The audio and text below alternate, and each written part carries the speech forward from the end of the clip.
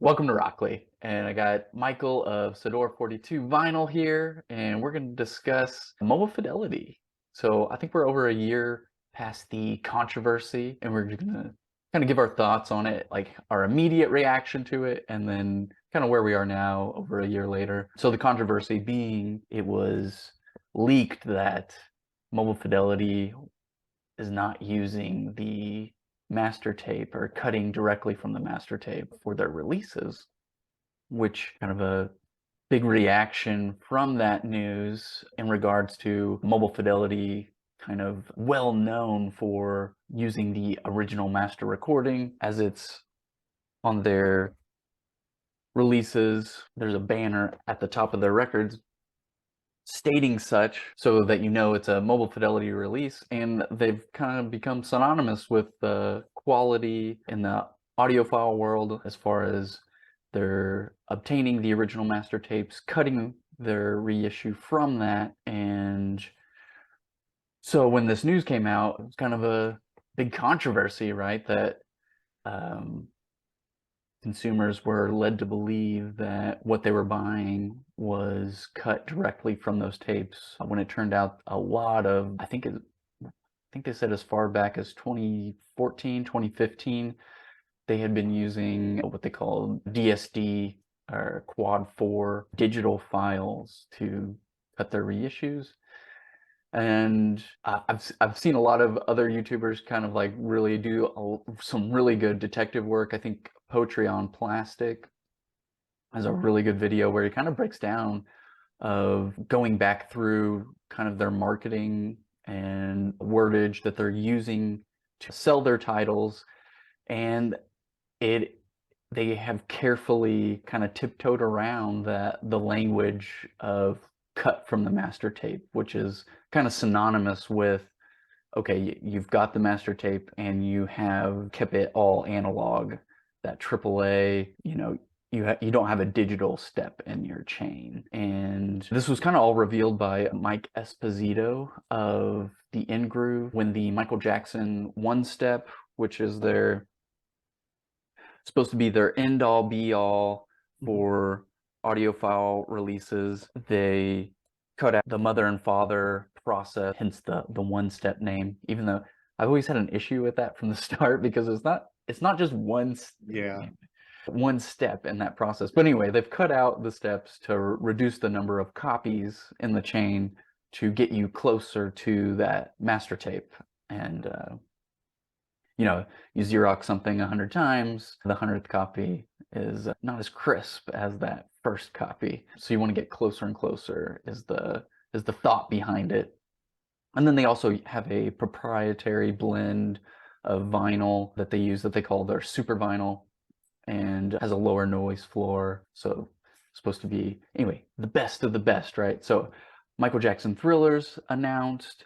And these are because of the process and the cost behind these stampers in this one-step process, having these high number of pressings just is not fathomable, right? Like there would just be too much cost, and you're having to run that tape every time. So red flags were sent up when they said there was going to be, I think, 10,000 of Thriller.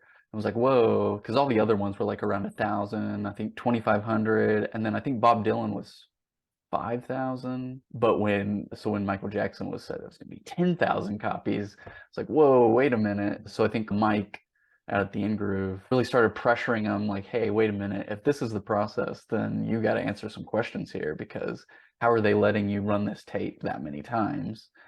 And then it came out that they're using that DSD quad file. So they're getting the original tape, converting it to that DSD file, and then cutting the records from that.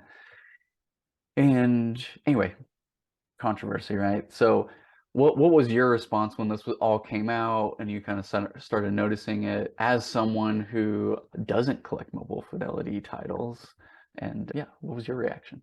It was interesting because like I'm not an audiophile, I mean, I don't buy any particular audiophile pressings, specifically. I'm okay with, the regular versions of the record. But yeah, it was kind of interesting because it was like more of a learning thing for me, because I didn't understand the original Mobile Fidelity, process that well. Hmm. So when the controversy started coming out and just being in the VC and being in touch with it, having my YouTube feed fill up with videos on it, I was like, what is going on, And you Right. messaged me that morning. You're like, what do you think of this MoFi stuff? And I'm like, what MoFi stuff?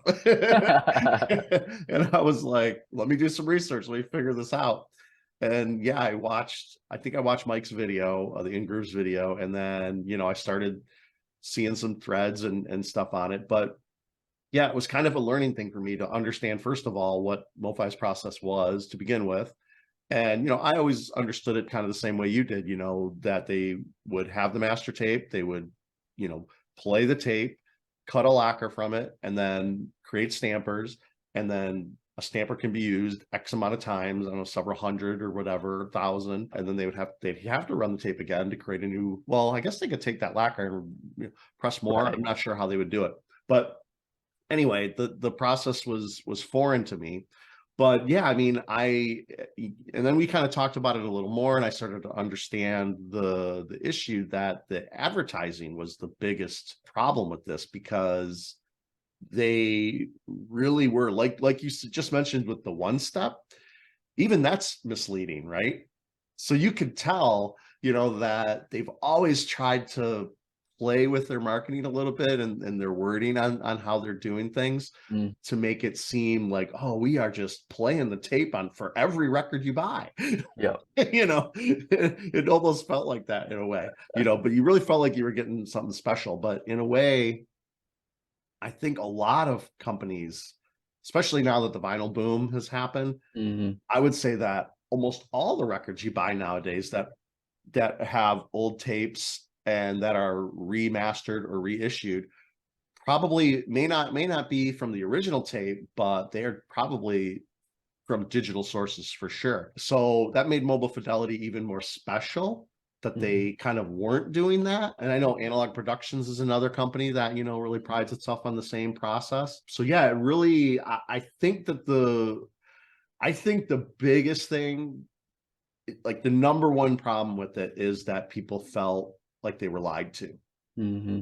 Whether the marketing was tricky or not, or whether really the wording was, understood, that if you really read it word for word, and, then you would know that there isn't, we're not doing it direct from the tape or whatever. Right. I don't buy that, because, when you put original master recording on your, the front of your album that you're going to release, and then you put in there, your process, and digital, the word digital or DSD is not in any of the language, you are on purpose, leaving something out.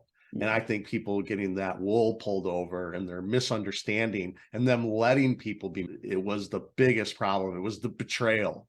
Yeah. It wasn't necessarily even that they were doing what they were doing, because all those MoFi records, most of them that we now find out were cut from DSD, they were getting rave reviews all over the internet.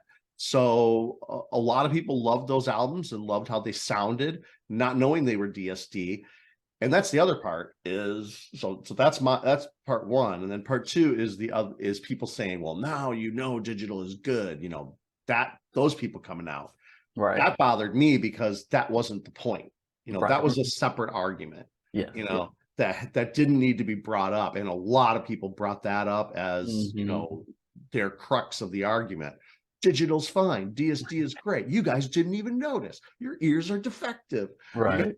All that stuff made no sense to me, because that was not the point. The point was, the product that you thought you were buying, that you were paying a premium price for, wasn't that product. It was like, I don't know, buying a Ferrari with a lawnmower engine in it or something. Right. Right. You were just not getting the product that you thought you were getting. And I think that was what I came away from the whole MoFi thing. And I understand the people who invested money being like, oh, this really, really sucks. Hmm.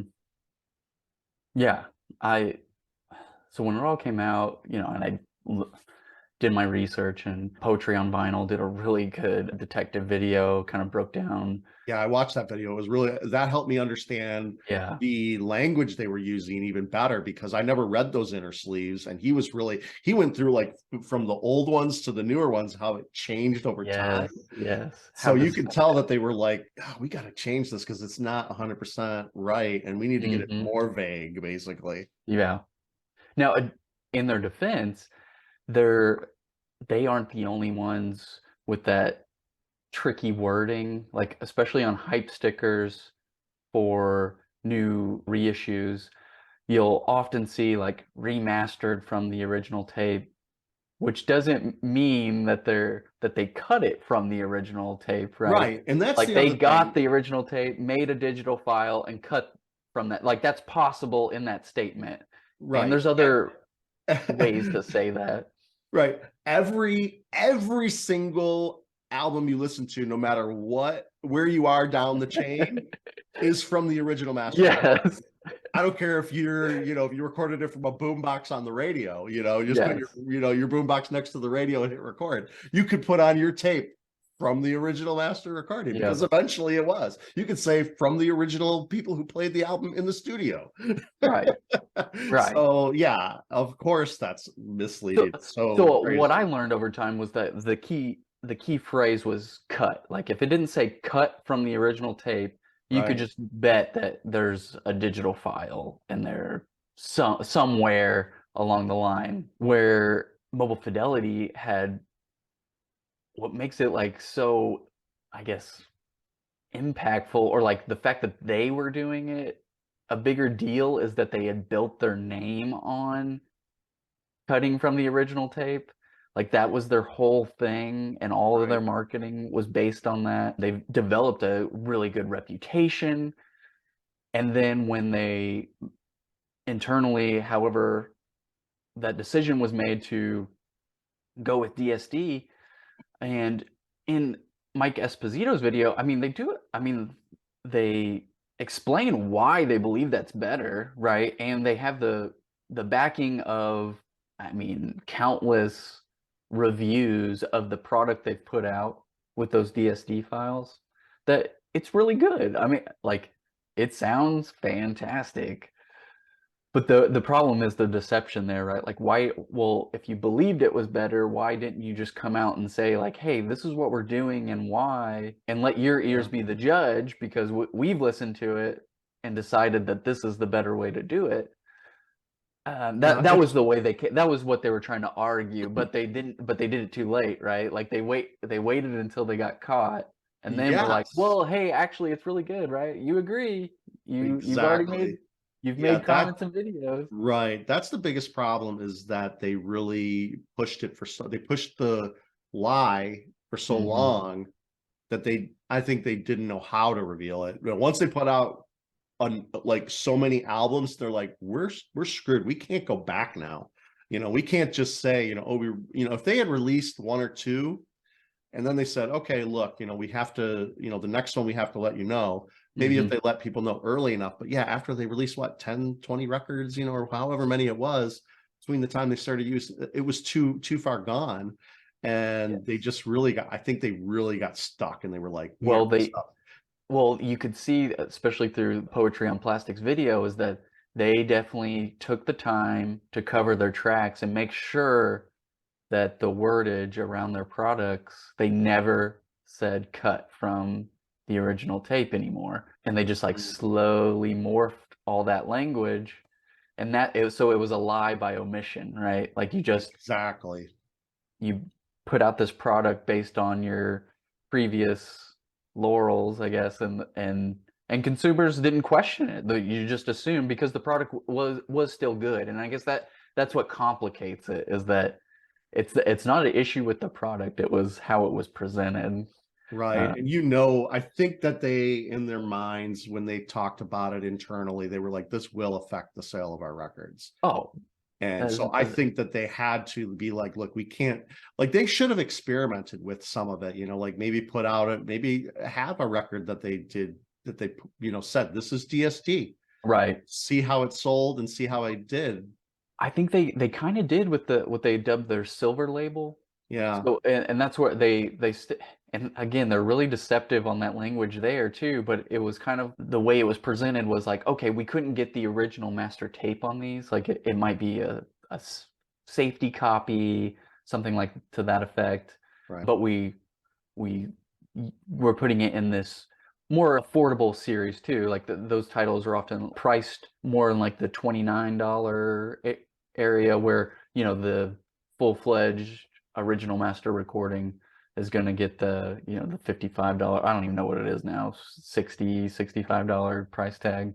Right. And which, okay, I have another, all this happens, right? And even before the pandemic, getting Mobile Fidelity titles, very challenging unless you're on it, right? Like if you're not following their emails or like when they're dropped on their website, I mean, they're gone.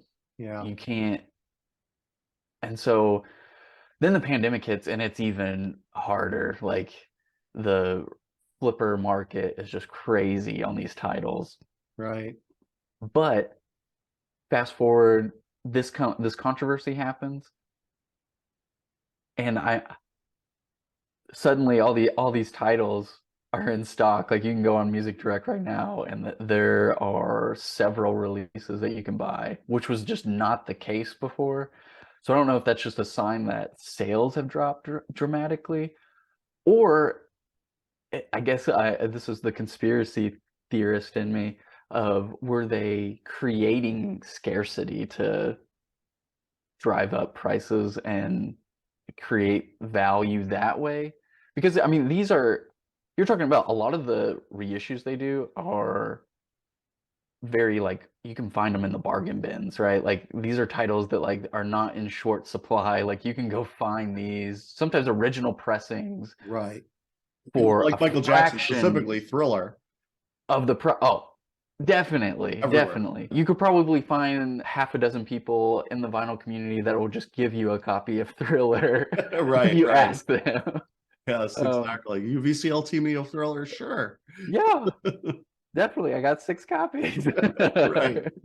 So, so they're asking you to pay $100 for it because they are supposed to be superior, right? Um, Which it's interesting, I know Mike Esposito reviewed it. He's the only really review I watched after mhm. the album came out. And his conclusion was, look, it's good, it's different, but the one that he likes more still is not the one step. So, it's like one of those albums that like maybe not a lot, but it really just depends on the person. But there are some records that they put out that, people maybe haven't listened to a ton. So if they're not really familiar with the album that was originally pressed, and then they listen to the new version, they may not be able to hear all the slight differences and how much better it is or whatever. Yeah, so it's interesting when people do those shootouts, they call them, like the Oh comparisons yeah, to yeah, different pressings, yeah. It's which is fun. pretty interesting. I like listening to that stuff. I think it's interesting. The Beatles, a lot of people do the Beatles ones because a lot of those are mixed differently. There's different stuff that's Hmm. pulled forward, stuff that's pushed back, and it does make an interesting, and I guess that's really what the art of MoFi is now. It's not their process of cutting from the original master tape, quote unquote. It's their ear, what they want, how they want the album to sound in this new way, or Well, trying to interpret what the original intent was, right? Like that's kind of sure, like sure. they want to give you the closest representation of the original, right? Like that's Right. their or what they say is their intent. But you're right. Like as long as there is a human element involved, there's going to be some sort of interpretation and color there, Yeah, depending. that's why I think a lot of these are people like certain mastering guys like Kevin Mhm. Gray, all the Bergman. I can't remember the other guy. Joe Ragazzo, yeah, Yeah, Kevin Gray, like all those guys get, Dan they're Richter. on hype stickers now, they're like, Oh yeah, yeah, yeah. like who used to have that? I don't know if anybody knew when Led Zeppelin 2 or whatever came out that there was a Robert Ludwig, you Right, know, right. nobody knew. I don't think that was a thing back in the 70s or whatever. I really don't. I mean, I don't know when people discovered that, and it became a thing, but I don't think it Right. was originally. I'm on that one. I'm thinking supposedly I've never listened to Right. I neither have I. Rel cut Led Zeppelin 2. I'd love to, but I'm guessing that the difference in quality there was so drastic that someone was like, "Hey, I got to look into this. Like, why is Right. there such a difference?" And That's so then you true. hear the That's true. story about the executive's daughter gets a copy and it makes her needle like bounce out because it's cut so hot. And so he forces them to go recut it to a lesser quality. Right, But right. It's interesting. yeah. Okay, so to wrap up our MoFi combo, I think when it came out and still now, I just think completely different of Mobile Fidelity. I haven't bought a Mobile Fidelity title since then. I just Yeah, don't. that was going to be one of my major questions for you about it was, what are you going to do now? After a year, Right. how do you feel and what do you think you're going to do in the future? Yeah, I'm not saying I won't ever buy one. It's just now I don't know. I feel so like betrayed by them, I guess. I don't, and it's silly because it's a corporation, but I was I don't know. I liked their product. I felt like it was worth the premium price, and I still think it is. It's just the deception. I don't know. I just have a hard time looking past it. Even and I thought like given time, I would just be like, oh, it's no big deal, but it still bothers me. It just like sticks in my mind that that they did that, and I don't know. Yeah, I mean, nobody likes to be lied to. And Yeah, that's what it felt like. yeah, yeah. Even if it technically wasn't, Right. It's yeah, whatever, that's not even the point either. Nobody likes to be lied to, and it really felt like a lie for a long time. And yeah, I mean, it's reputation over product, really, because like you said, those albums got great reviews, and I know you liked a lot of them too. And I don't think that, yeah. you I know, should probably show since I brought him over here. yeah, That this is one of their more older titles, but I love this Neil Diamond album, Hot August Night, and oh, it just sounds great. No, but this would have been, I mean, DSD wouldn't even been a possibility. I can't remember. I want to say this was released in the 80s. mm, So definitely great pressing. But then even like all their recent ones of the Cars, awesome, sound great. And Dire Straits, all those that they did, fantastic, sound awesome. Some of the other ones, like we mentioned, that Silver Label, like Judas Priest, it was okay. I didn't really notice like a huge difference between like an earlier pressing compared to that one. Saying because well, Screaming for Vengeance is mm, the MoFi one that I have for them, and I'm trying to think of some others where I wasn't like blown away, but all this controversy came out, and it's like, oh well, maybe that was why, or but right. who knows? I don't It's hard to know. say. Yeah, I mean, it really is. It's hard. In a way, it's all subjective. Yeah, Oh, definitely. all right, cool. So what are you listening to now? Did you pick up anything recently that you want to? Well, what I'm listening to now, well, I'm still making videos on my channel for everything that I've bought in my whole collection, just going month by month and by genre. So I just did June 2018, and I've listened to all those records. I just listened to them once just to kind of remind me, what they sound like, what songs on there that I like and stuff like that, and why I picked it up. And yeah, so my recent pickups are, well, I picked up a used record. I picked up Best Pussycat, When the Music's Over, Wake Me When It's Over. And the main reason why I'm picking up these albums, I mean, I like Best Pussycat and I like this album, but I've watched the television show Peacemaker twice now. I love that show. It's Yeah. a great television show. And the character of that show, Peacemaker, John Cena's character, he loves 80s hard rock and metal. And Okay. I'm trying to collect pretty much everything that he mentions or that gets, just Oh yeah. show.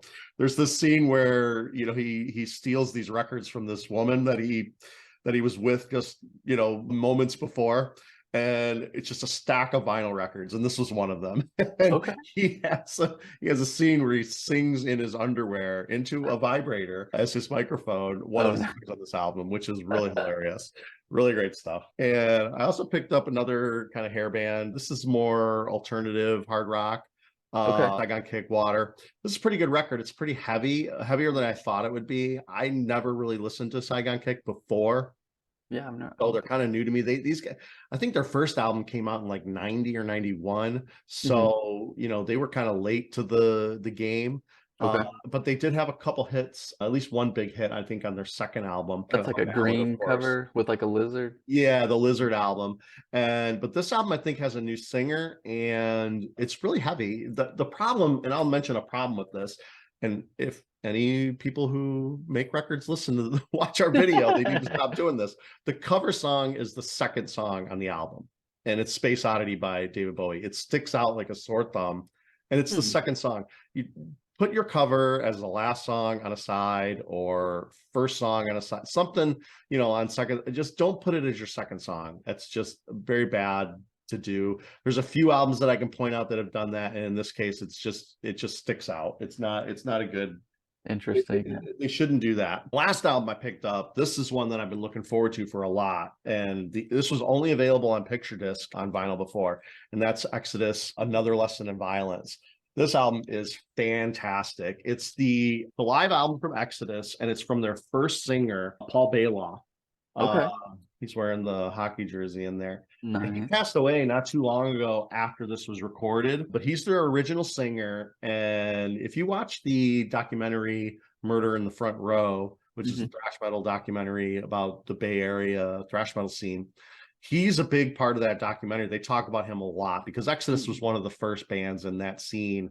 And, there was, Paul Baloff has an interesting personality, and he seems an interesting guy, but he's so raw on this record, and they play stuff I think from the first two records only, and they sound great, like, because the original albums, there were it's early thrash metal, so it wasn't recorded the best, they were still Mhm. trying to figure out how to record heavy metal thrash metal Right, right, right. really well. But this album sounds great, and he sounds great, and the versions of the songs are excellent. And this is a music on vinyl release Oh, on nice. color. So, and this is the first time it's been on regular vinyl. It's only been available on vinyl on a picture disc before this. So Oh, interesting. this is a good one to pick up. So those Very are the cool. three albums that I wanted to highlight today.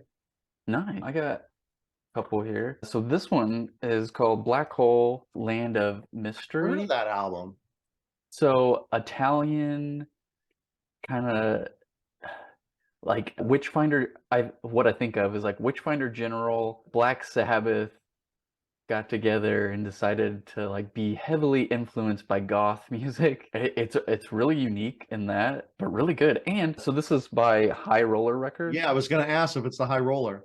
Yeah, and I so I'm not a fan of, I think they call them like custom labels where they on the label they just like kind of take a clip of like the cover art and put it on the label. Like I love it Right. when labels put their own on there. Yeah. And Oh, that looks cool. yeah, It looks like it's from the it's 70s. not anything fancy. It's so simple, but I just think it looks so cool, like so good. I love that. Yeah. It looks Um, straight out of the 70s. so I don't think they do that on every release. I No, I need to have go a back few and high look, rollers. but They normally just have normal labels, though, I think. yeah. So and maybe it's like a play off of the colors from the cover.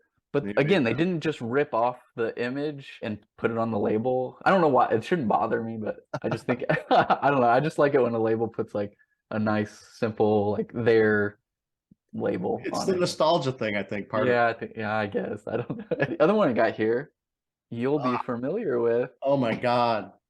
That album is Insane fantastic. Split. It's in my top 10 of all time.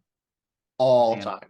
So you suggested it to me and I just bought it, didn't listen, didn't stream it, didn't do anything, got it, put it on, and it's awesome. I like I didn't That's know what so to great. expect. So it's like post-hardcore. Definitely has like a 90s production sound, but I don't know. I'm hearing like some Deftones influence. I'm saying like they would have influenced Deftones that I Right. didn't realize, and like even there's one track in particular, and I'm not familiar with all the titles yet, Hmm. but it made me immediately think of, is it Gorgia or Gojira? Oh, Gojira, yeah. Gojira, like I don't know if it was like the bass line or whatever it was. I was just like, oh my gosh, I bet they listen to this band because it just instantly reminded me of that. But no, really cool. And at the very end, a cover of the Smiths Right. And where'd uh, they put it? at the end. Right. That's what you're supposed to do with cover songs. See, Oh, that's how those. perfect it's perfect album in all respects, even that. Now, that band is so interesting because they came out what 91, 92 or something like Okay. that. And there was nowhere to put them. Like there wasn't really Oh, bands yeah. like, there was like an alternative scene that was starting to come out, but they were too heavy for like 120 minutes on MTV, which was the Hmm. alternative, and they were not heavy enough kind of for Headbangers Ball, but they were played on Headbangers Ball. Like Oh, they had okay. nowhere to put this. They opened, I saw this tour. They opened for White Zombie and Anthrax. Oh, what a It, weird like it was lineup. Quicksand, White Zombie, and Anthrax. Like you couldn't almost make that. That's like a Wish. Like almost genres, three different, completely different band Oh, types, wow, yeah. and it was wild. Like that band just had nowhere to go. They had nowhere to put them, but they were fantastic. They were just so good. I bought that Oh, album when it first came out. I think my friend of mine bought it and I listened to it and I'm like, dude, I love this. And then I went out and bought it. And yeah, they just kind of came out of nowhere really. so But I do you think have they an are original hugely pressing? influential. Do you have original pressing? No, I have that was originally pressed on vinyl. So Yeah, there I are original saw that. I presses. didn't know if you had it. No, I have a Um, reissue. I paid a okay. lot for my reissue because I didn't know if it was coming out again. I'm like, Right, oh, right. what's this album? But now I think it's pretty readily available on that new reissue because there's a lot of colors and everything. Yeah, yeah, yeah. I can't remember. Ignition record. Well, whatever link you sent me, I bought it, and mine's like a red marble, although it looks oh, black okay. is what I got. But very cool. Love the even the cover. I love the cover art. I don't know. It's just, again, record collecting. It's all about the experience, right? And It the, is. it's just cool and good simple labels Right. from Iodine Records. Iodine, that's the company. Yeah. So anyway, I really dig that one. I love that So album. thank you So glad you like it. for suggesting that. And the last one I got here, I haven't even had a chance to listen to it yet. I But almost pulled that out. oh, really? Yes, it was. I was looking at my latest ones that I bought, and I'm like, I'm gonna pull out the cult. If I wish I had done it now because that would be hilarious. Well, yeah, it was You like took my pick. you took my pick. How dare you? So the Cult Love, I guess this is their debut. Is that Yeah, right? Yeah. that's In a band that kind of had a hard 85. time finding a place. They were they hung out with like Guns N' Roses. Like they hung out with the hair metal guys. And toured with some of Right. them. But then they were in the alternative scene. It was kind of they were kind of just hard band to categorize and put into a specific genre. Which Uh, isn't even funny, like that we just always want to box things in, but like real well, see, neatly. I'm interesting. I like talking about genres, Hmm. subgenres, and Yeah. I categorize my own records in subgenres and genres. So I kind of like that stuff. I like doing that, but I also like bands that are confusing. That like you Right, right. put it Yeah. in. Like I could put that album into my glam metal section. I could put it in my hard rock section. I could put it in my metal section, and it would fit in all three. So, right now it's in my glam metal because it's more Interesting. how I personally associate with the album, not Okay. necessarily like I'm saying that they're glam metal because they're really not. They're all kinds of different genres, but it's where I feel like I'm going to go to look for that album. Right, yeah, yeah. And it's all about you and how you navigate your collection. So, Exactly. but yeah, I wouldn't like to get into argument about it is this, but I like talking about what other people think it is. right, like yeah, this is why I think this, but yeah, I could Exactly. see why you Exactly. think that it's over here. Yeah. Yeah, I find genres interesting of like what elements make, because everything's like a variation on some other genre, right? Like so, like Exactly. develops over time, and then so it's interesting. It's like what elements like make it this versus this, and I especially have a hard time with the distinction on some thrash and death. Like I think we talked Yeah, about before, like creator, especially for me, like there were just some moments where I'm like, this is, I don't know, could just be death metal, but then but yeah, and then yeah, there's even like they're death metal that's like, especially under the melodic umbrella, where I'm right. like, it could really just go over into thrash or whatever. I don't know. Yeah, that's what I was going to mention, melodic death metal, because melodic death metal as a subgenre didn't exist. It wasn't like a genre that, existed and people kind of started fitting bands into it. It just came out of kind of not really nowhere, but it came out and then it became a subgenre. So that's also interesting. It's really, I think it is really difficult to create a new subgenre in a type of music. So that melodic death metal kind of came out of that in the early 90s was interesting. It came out of the death metal scene, which is interesting. Yeah, and there are some thrash bands. Yeah, I think part of it is how you discovered it and where you put it in your initial listening to it, and then sometimes that objectively that's not right.